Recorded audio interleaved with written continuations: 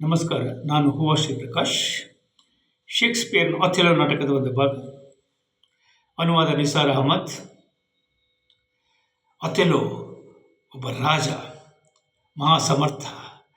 ಅವನನ್ನು ನಾಶ ಮಾಡಬೇಕಾದ್ರೆ ಅವನ ಪ್ರೀತಿಯ ಡೆಸ್ಟಿಮೋನಗಳ ಮೇಲೆ ಅವನಿಗೆ ಸಂಶಯ ಬರುವ ಹಾಗೆ ಮಾಡಿದರೆ ಮಾತ್ರ ಸಾಧ್ಯ ಅಂತ ಹೇಳಿದ ಇಯಾಗೋ ಅವನು ಪತ್ನಿಗೆ ಪ್ರೀತಿಯಿಂದ ಕೊಟ್ಟ ಕರವಸ್ತ್ರವನ್ನು ಕ್ಯಾಶಿಯೋ ಕೈ ಸೇರುವಂತೆ ಮಾಡಿ ಅವನ ಗಮನವನ್ನು ಆ ಕಡೆಗೆ ಸೆಳೀತಾನೆ.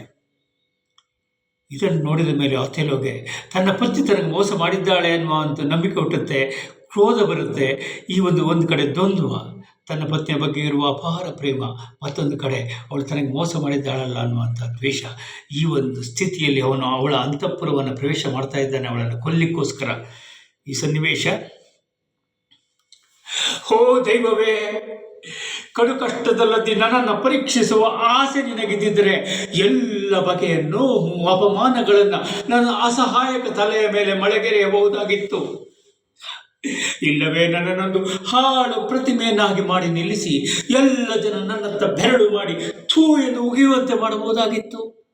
ಆದರೆ ಎಲ್ಲಿ ನನ್ನ ಹೃದಯ ಸರ್ವಸ್ವವನ್ನೇ ನಿಧಿಯಂತೆ ರಕ್ಷಿಸಿರುವೆನೋ, ಯಾವ ಮೂಲ ಸೆಲೆಯಿಂದ ನನ್ನ ಜೀವಜಲ ಹರಿಯಬಲ್ಲದೋ ಅಥವಾ ಪತ್ತಿ ಹೋಗಬಲ್ಲದೋ ಅಲ್ಲಿಂದಲೇ ನಾನು ಹೊರದೂಡಲ್ಪಟ್ಟರೆ, ಅಥವಾ ಅದು ಕಾಮುಕ ಕಪ್ಪೆಗಳು ಮೈ ಹೆಣೆದು ಮರಿ ಹೆರುವ ಹೊಲಸು ಹೊಂಡವಾಗುವುದನ್ನು ನಾನು ಕಾಣುವುದೆಂದರೆ ಇಲ್ಲ ಅವಳನ್ನು ಹೊಡೆಯಗೊಳ್ಳಬಾರದು.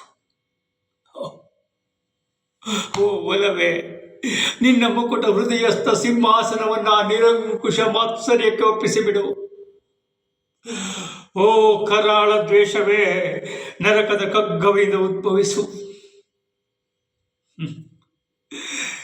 ಎಂಥ ಸುಖ ನಿದ್ರೆಯಲ್ಲಿದ್ದಾಳೆ. ಇತ್ತ ದೀಪ ಉರಿಯುತ್ತಿದೆ. ಮೊದಲು ದೀಪವನ್ನು ಆರಿಸುತ್ತೇನೆ. ಹೋ ಪ್ರಕಾಶದಾಯಿನಿಯೇ, ನಿನ್ನನ್ನೊಮ್ಮೆ ನಂದಿಸಿದೆನೋ, ಮುರುಗಿ ಮನಸ್ಸು ಬದಲಾಯಿಸಿದರೆ ಪುನಃ ದೀಪ್ತಿಯನ್ನು ನಾನು ಮರಳಿಸಬಲ್ಲೆ. ಆದರೆ ನಿನ್ನನ್ನೊಮ್ಮೆ ನಂದಿಸಿದೆನೋ, ಓ ಪ್ರಕೃತಿಯ ಪರವೋತ್ಕೃಷ್ಟ ಹಸ್ತಕೌಶಲದ ಮಹಾಚತುರ ಮಾದರಿಯೇ, ನಿನ್ನನ್ನು ಪುನರುಜ್ಜೀವಿಸಬಲ್ಲ ಸ್ವರ್ಗೀಯ ಕಿಚ್ಚು ಎಲ್ಲಿರುವುದೋ ನಾನು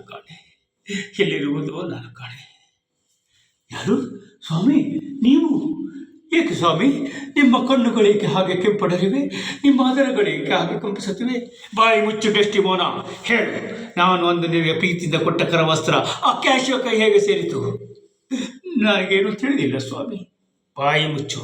ಕೊನೆಯದಾಗಿ ನಿನ್ನ ಯಾವುದಾದರೂ ಪಾಪವನ್ನು ಭಗವತ್ ಕರುಣೆ ಇನ್ನೂ ಕ್ಷಮಿಸಿಲ್ಲ ಎಂದು ನಿನಗನ್ನಿಸಿದರೆ ಈ ಕೂಡಲೇ ಅದಕ್ಕಾಗಿ ಪ್ರಾರ್ಥಿಸಿಕೋ. ನಮಸ್ಕಾರ.